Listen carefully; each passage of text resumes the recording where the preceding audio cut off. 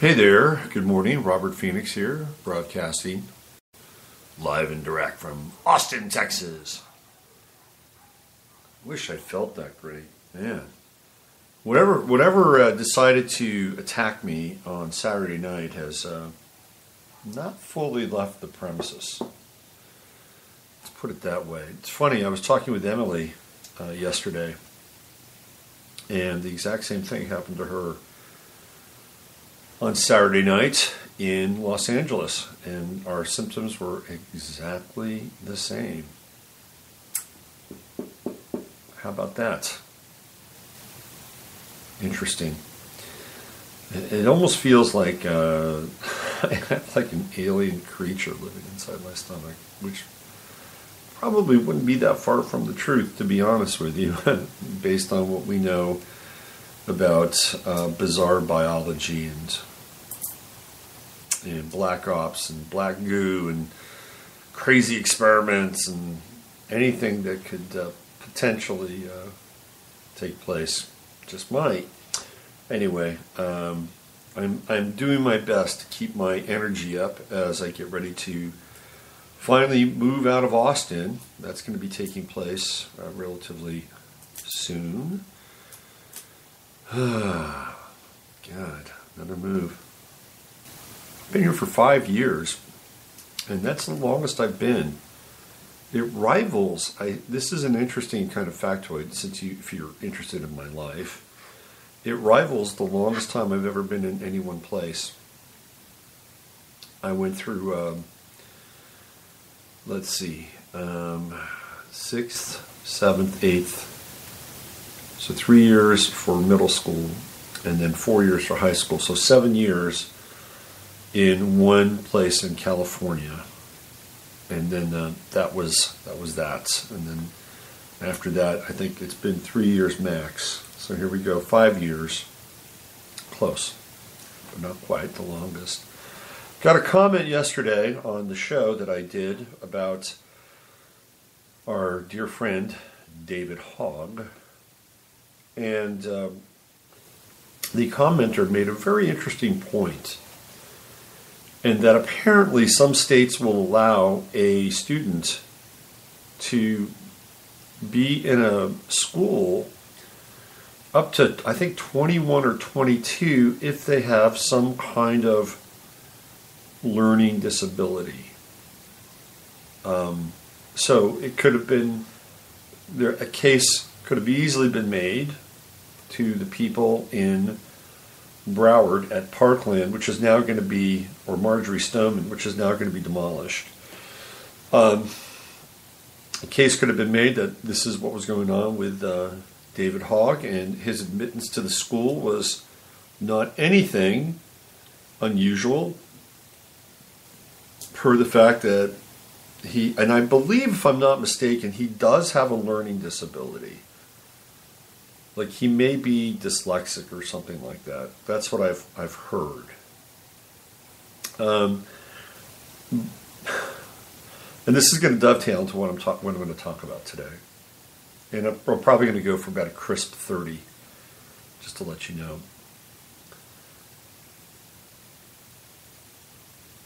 It's the disappearance of so-called news or information. It's the disappearance of information. It's kind of like information or people that are picked up off the streets now. Like circa Argentina in the 70s. You would just get disappeared. And information is like that.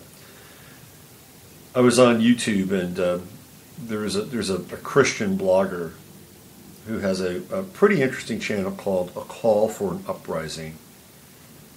And he posts some very good information. And he had a video that he had found where, I don't know what it was for, but 3 of the kids who are part of the, I guess we could call them the Parkland 5 or the Parkland 6, so they could kind of take on that 1960s kind of yippie vibe. The Parkland 6, the Parkland 7. Well, we just call them the Parkland 7. And 3 of them were in this video, and they're acting. And of course, David Hogg is in it. Excuse me, I got something in my eye. Get that out of there. And David Hogg is in it. And Call for an Uprising guy didn't say anything about the video. He just posted it. I posted it over on Facebook. People got to see it for about an hour, and then ding, gone down the memory hole. And I bet Facebook and YouTube have algorithms and bots all lined up, and they're like, coming from Facebook, shut it down, gone. So this is where we are. We're living in an era of Newspeak. And it's Newspeak that is happening at a breathtaking rate. And it's not the Newspeak that is, let's say, we go back 35 or 40 years, and we rewrite history so it looks and appears to be something completely different than it actually was, although that does take place too. But the Newspeak that's taking place now rewrites history in a moment. In a moment, and that history could be a week old, a couple months old. But by eradicating its presence, it doesn't allow us to lock in and actually get a handle on what's really going on. And because YouTube has become the de facto place now, or has been, for a lot of this information to surface, it's become the realm of the disappeared. Now that's going to be changing, obviously. People are migrating out. They're going to BitChute. They're going to this News 123. There are alternatives now. Minds is apparently something. I don't know much about Minds. Gab has a platform, and I think InfoWars is doing a lot of stuff over on Gab. So we're seeing a great migration out of YouTube, and it's probably something that at some point I'll need to do myself. I have a lot of videos on YouTube. I've got close to 1,000 videos on YouTube. Not that anybody goes back and listens to the obscure stuff, but it's there. And if I want to have any record of kind of being a part of anything on this planet, and I've got a lot of it on a hard drive, so it's not like it's going to disappear, but not all of it's on a hard drive, and I'd like to get it. So again, maybe I'll hire somebody in India, pay him $100 or whatever, I don't know, to just grab all that stuff and put it on another hard drive so I can upload it elsewhere. But the challenges with the competitors to YouTube is going to be bandwidth. I mean, that's the one thing that YouTube had over everybody besides being an early adopter, was the fact that they could store all this stuff and then they could deliver it and serve it without too many hassles. And that'll be the challenge with growth with some of these other services, and we're going to have to support them. And when I mean support them, that's probably going to be financially support them. And it's okay. I think it's okay if we, because if we can fund our own networks, and I think that will be good.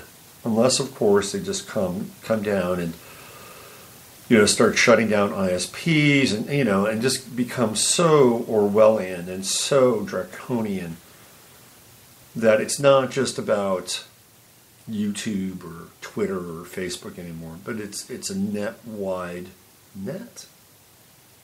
In which case, the government is going to have to step in. I'm sorry, I hate, you hate to call the cops.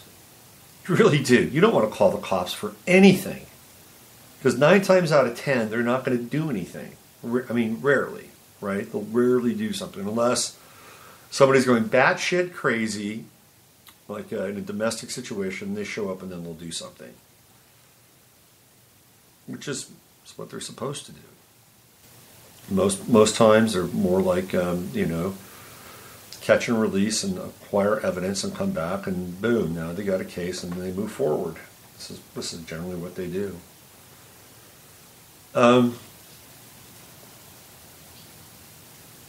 But we'd have to at least have the government come in and say, look, we're looking to exercise our freedom of speech. But the way that the game has been rigged now is that the freedom of speech is secondary to other people's feelings. And if those feelings are the feelings of somebody that's under 18 years old, even if they're not under 18, then those feelings not only must be taken into account, but the party that is perpetrating said tension or stress or pressure on the other person's feelings must be punished in some ways. And the way that they're punished is to take away the vehicle by which they communicate. And that's where we are. And the First Amendment is on a slippery slope. And it's because we're getting close. We're getting close. And they finally woke up. They finally said, guess what? The moment is here. We've got to mobilize. We've got to call in the SPLC. We've got to call in the ADL. We've got to call in the 10,000 people. The 10,000 people that apparently were hired by YouTube. And they're mobilizing now because it's hit critical mass. There's an awakening happening. And the awakening, if people really wake up, really wake up, I'm telling you right now, the streets will flow with blood. And I'm not advocating it. I'm certainly not advocating that kind of energy or movement. Let me be clear about that. But I'm making an observation. I'm making an observation that if people really find out what's going on and who's behind it all, they will hit the streets and they will not look back. Now, some people out there will say, well, people won't do that. They're brain dead. They're lazy. They're scared. Americans are too ensconced on their couches with potato chips and their remotes, and there's some truth to that. But I don't know. I go to a lot of message boards, and the naked and raw aggression that I am picking up on in message boards, the numbers are growing, and let's just say there's less political correctness that's being practiced in those places. And this is what these people are terrified about, because it would cause them to lose their grip on their power matrix. Not just on the power matrix as it exists here and now, but historically. I wanted to talk about these cutouts that occur when we have these crises that push us in a direction. Yesterday I talked about the actual organizational forces behind these young people down in Florida. Significant. Absolutely significant. Cannot be denied that there are major organizing groups, major organizing factions, major organizing dollars, and they were there from 0 hour. Even though David Hogg was talking into his cell phone at 9:32 in the morning about the shooting, maybe that's why he went back to school. Learn how to tell time correctly. Because if he's going to do a video on his little cell phone and be Mr. Anderson Rather, he should probably get the time right so that they can sell the story a little better. You know what I'm saying? Because that shooting, the bullets didn't start until, about 2:21? Here he is, and he's hunkered down in his classroom at 9:30. It's 9:30 in the morning. there's a shooter out there. It was a drill, but I think it's gone live now. And I believe the suspect is Nicholas Cruz. I mean, where's this kid getting this stuff? But it's true. He says it's 9:30 when he's in there conducting interviews. How do you feel about gun control? Come on, we need more diversity. He says that too. We need more diversity. God. And we wonder why we're cynical. We wonder why we look at this situation with a jaundiced view. Because that's one of the most cynical things you could do. Having a little sit down, a little Q&A while your classmates are getting filled with lead. Boy, that's somebody who's really in tune with their emotions. To me, that represents the highest form of sociopathology, to be honest with you. You know, the easiest, the absolute easiest emotion to front is anger. It's an easy emotion to front. And sometimes it's actually an appropriate emotion. What's not an easy emotion to front is real tragedy, real tears, none of which I've seen come from these kids, by the way. Not a single tear, not a single, like, holy shit, the world is collapsing around me. Everything I knew about America, everything I knew about being young, everything I knew about having promise, everything I knew about being safe, it's all gone, and I'm just a complete and utter mess. You don't see any of that. And, you know, I was a teenager once, and they're emotional. And yeah, anger is part of the emotion they can channel. But that's all they're channeling, is anger and stridency. There's no heart there. Trust me. So I wanted to talk about other versions of Emma Gonzalez and Cameron Kasky and David Hogg, previous versions. It's the where are they nows. I talked a little bit about some of these people yesterday, but like, where's Andy Parker? Remember Andy Parker? Andy Parker was the father of the newscaster who got killed, theoretically. I still have huge doubts about that.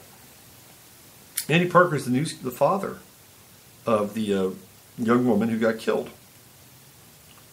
theoretically, in Roanoke, Virginia. And Andy Parker was an actor. We don't have to say, oh, he's an actor. Well, he is an actor. It's like, man, he was so strident. Yeah, he was an actor, so he could probably channel a little emotion, which he tried to do. Most of us are, I don't know. I don't know about that. But he was devoted, man. He was devoted, committed, and dedicated for gun control.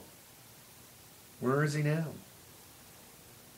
Where is Andy Parker now? Andy Parker had a use. For a moment in time, he had a use. That was it. And once that moment in time was over, he receded back into the background, back into the theater of life, the Globe Theater, and is playing another role. Who knows whatever role that is. Richard Martinez, the father, again, theoretically, of a slain young man out in Isla Vista, Santa Barbara, the Elliot Rodgers, son of the famous, no, well, not famous, but son of the second director of the Hunger Games. That's right, his dad was a director for the Hunger Games. Peter Rodgers. And I know people that knew Peter, and they said that, this was all very real. I don't know about that. How well do you really know Peter? You think you know somebody, and you really, really, really don't know. You don't know. I'm sorry. You can spend time. You can go to dinner parties with people. You can hang out with them. You can maybe even do a video with them. But I guarantee you really don't know that person. You really don't know that person. I mean, to know that person, you got to spend time with that person.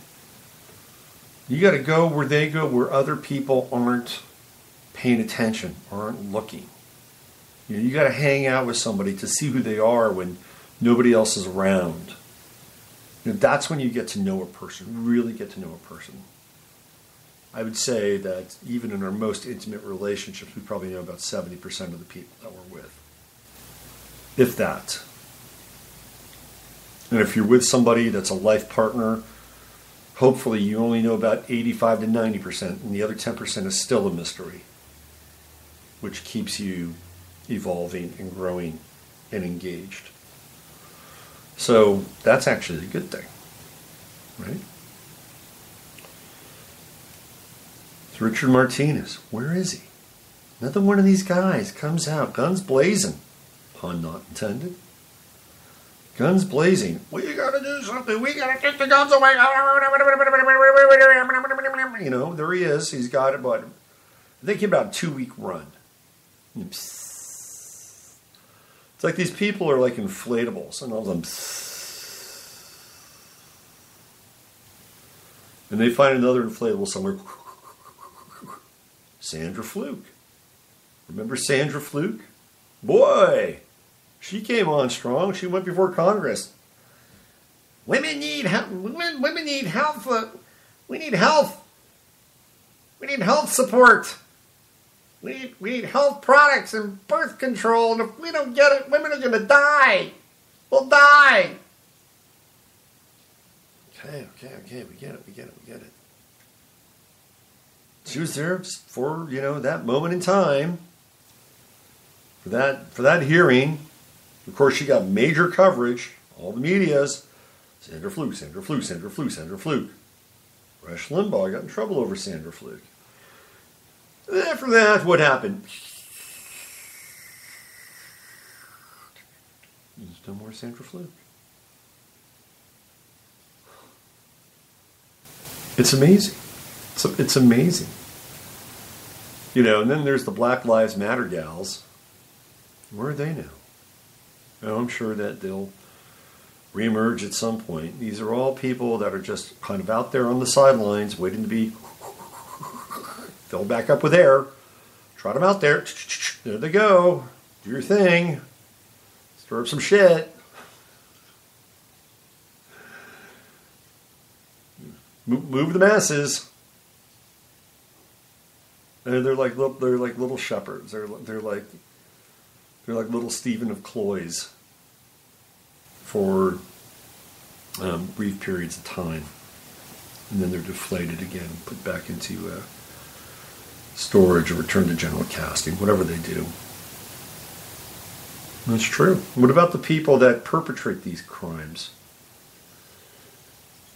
What about, what's the kid's name? Dylan Roof, down in South Carolina. The kid that supposedly shot up the church, which, quite frankly, if anybody's shooting up a church, it's not him. Not that kid. Another patsy. They took him out to lunch after they picked him up. Dylan, y'all want to go Chick-fil-A? Get a little lunch before we take y'all downtown? What do you think, Dylan? Sure, that sounds great. I haven't eaten today. Where's he? How come nobody ever interviews these supposed mind-warped killers? How come they never interview them? How come? Never interview them. Wouldn't you want to get into the head of somebody like that? I mean, if you were a journalist, would you want to know what was going on between the ears of Dylan Roof? Would you want to spend time in whatever facility he's in South Carolina, asking him very pointed questions? What caused you to go into that church that day? Tell me about your childhood. Were your parents divorced? What happened to you with your stepfather? What do you want? Isn't there any journalist out there that would ever want to do anything like that? Or is that beyond journalism now? What about our boy in Aurora, Colorado? Locked up in a maximum security prison. Does anybody want to interview him? Can they interview him? And if not, why? They're cutouts too. And they're just shuttled away. Nick Cruz is another one. Will we ever see Nick Cruz again? No, I don't know. The whole thing is bizarre. It's totally bizarre. It's bizarre from the fact that these people show up and then they recede and they go into the background, and there's another version of them that's just as rapidly pumped up and trotted out, and then they go away and the air is taken out of them, and it's on both sides. And we're just on to the next one, and on to the next one, and on to the next one, and on to the next one. And there's no recollection. There's no sense of continuity. It's like, where are they now? Where are they now? Where are they now? What are your efforts now? Tell us, Andy Parker. What have you been doing lately towards gun control? What about you, Richard Martinez? How's life? What have you been doing lately in your efforts towards gun control? You know, nobody ever asks these questions. That's because we're just on to the next thing. On to the next thing. On to the next thing. On to the next thing. Trey Gowdy had a very interesting comment the other day. This made headlines on Fox News. This is from 2 days ago.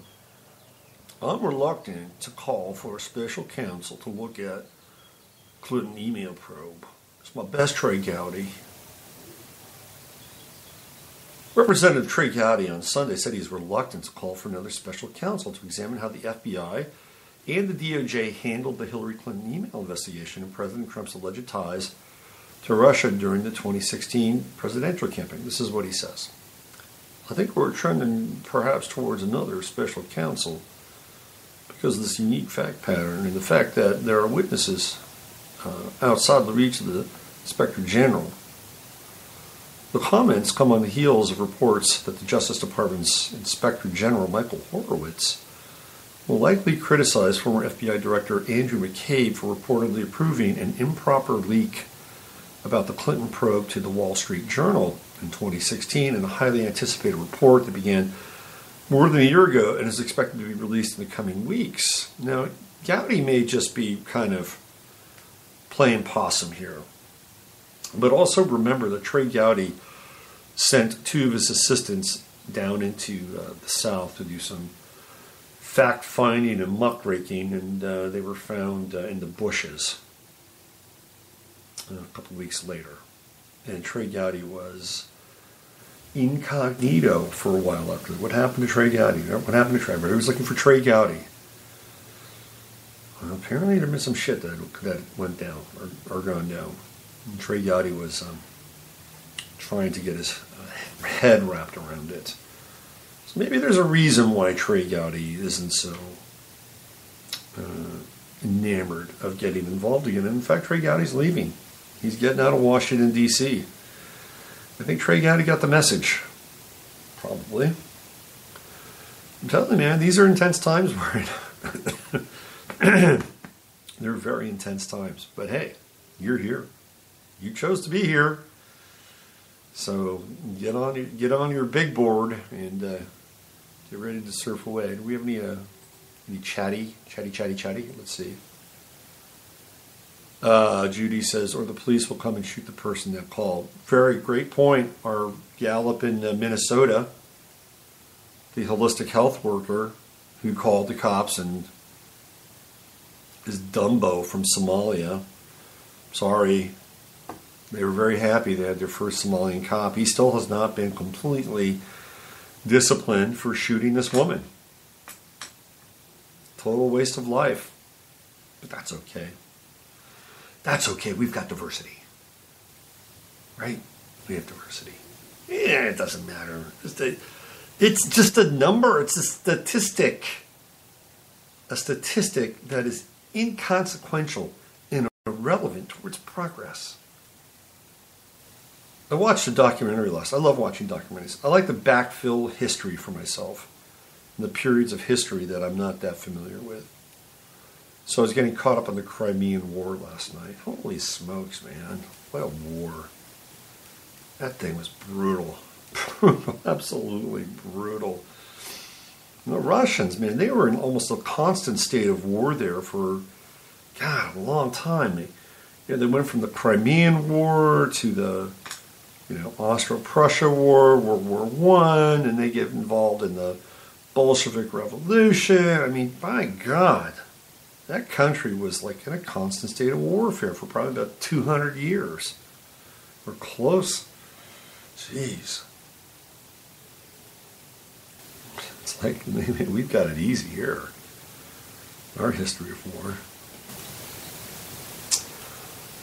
Shall we do a little time travel? A little time tunnel? A little time tunnel. Let's get into the time tunnel. Here we go.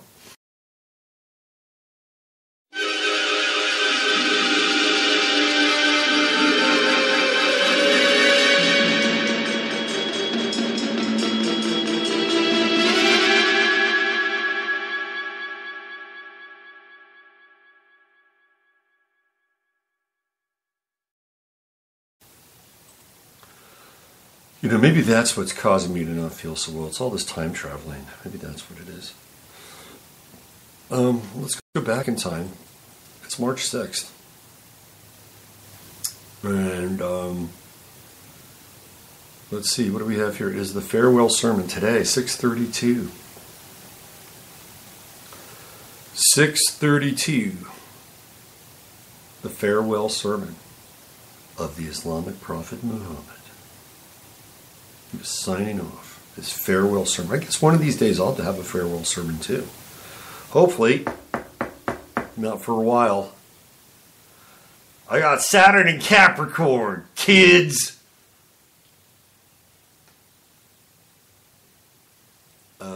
Let's see. What else do we have here? Oh, in 12 BC, even before that, the Roman Emperor Augustus is named Pontifex Maximus, incorporating that the position into that of the emperor. I'd like to have a title like that, Pontifex Maximus. Not maybe just privately, instead of honey or dear or sweetie. You just call me PM for short. Hey PM. Let's see what else we have here. In 1665, the first joint secretary of the Royal Society, Henry Oldenburg, publishes the first issue of Philosophical Transactions of the Royal Society. By the way, great piece over on Henry Makow by David Livingston, who's a really exceptional writer. And he talks about how the Illuminati, as we know it, is connected to the banishing of the Marrano sect of Jews in Europe and the reformation of the Marranos in various religions and philosophical groups. It's a very interesting article and piece. He's working on a full-length book. I highly recommend it if you want to understand like the roots of the Jesuits, the Alumbrados, the illuminated ones. Okay, what else do we have here? That was a very Piscean thing. The first fleet arrives. This is in 1788. The first fleet arrives at Norfolk Island in order to found a convict settlement. Well, we have a fleet, we have the ocean, we have water, and we have a convict settlement, all very Piscean on this day in 1788. What else do we have here? Let's see, in 1820, it's the Missouri Compromise, signed into law by James Monroe. Compromise allows Missouri to enter the Union as a slave state, brings Maine into the Union as a free state.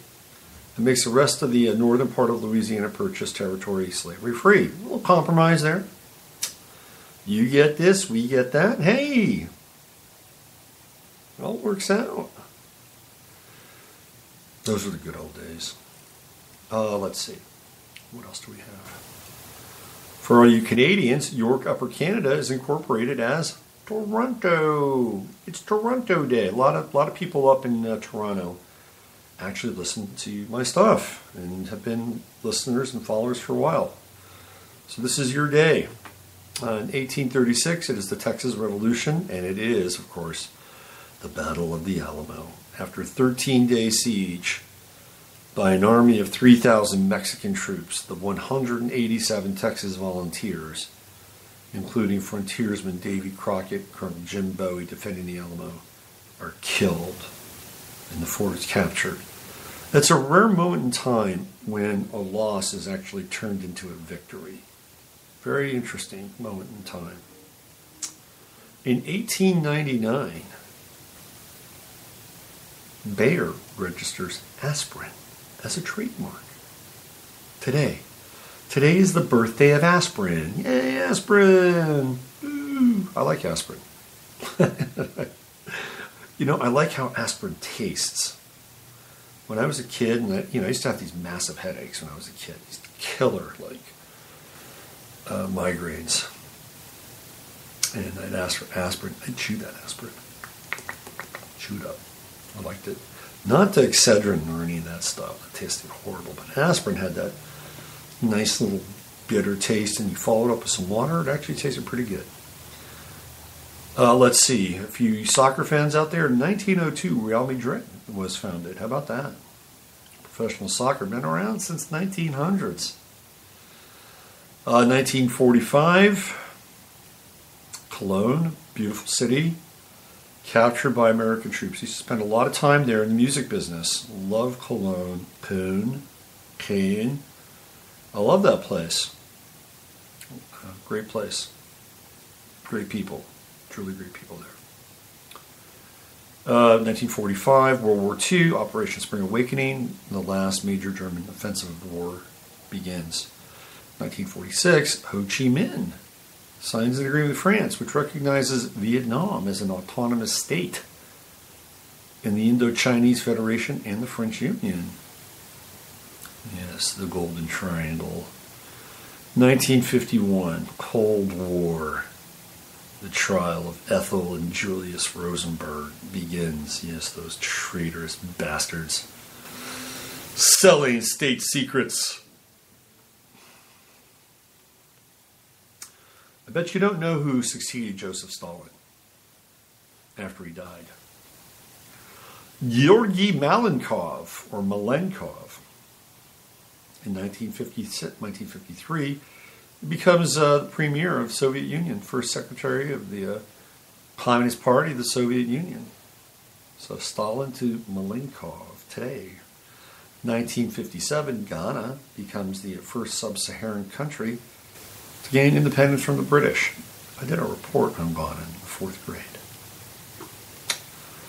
1964, Nation of Islam leader Elijah Muhammad officially gives boxing champion Cassius Clay the name Muhammad Ali. So today is the birthday of Muhammad Ali. Not Cassius Clay, but Muhammad Ali. 1964, Constantine II becomes the king of Greece. What else do we have here?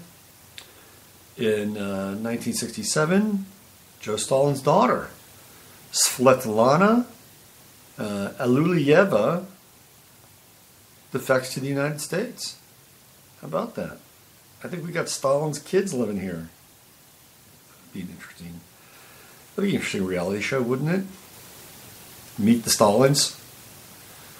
3 rebels executed by Rhodesia, the first execution since UDI, prompting international condemnation. So that's 1968.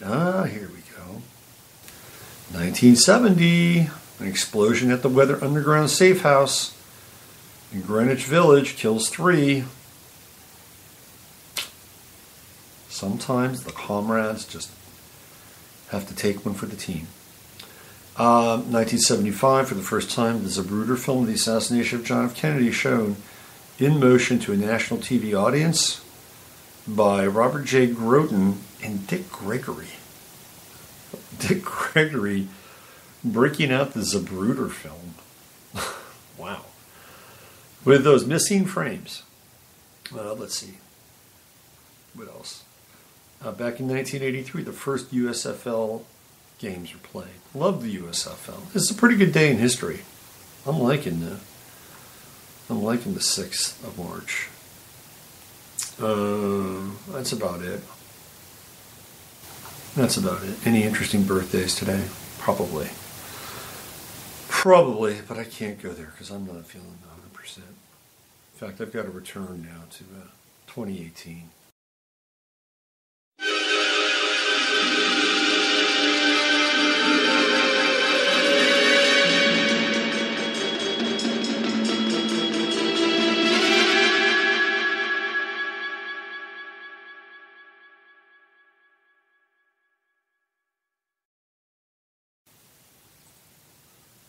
Okay, wow. Whew.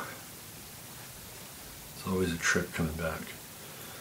Well, I'm going to do my very best to take care of myself, which is what I preach to most of y'all on a daily basis. So I'm going to get on out of here and try to take care of whatever it is that's invaded my GI tract and evict this interloper and get on with my life. So I'm going to do that today.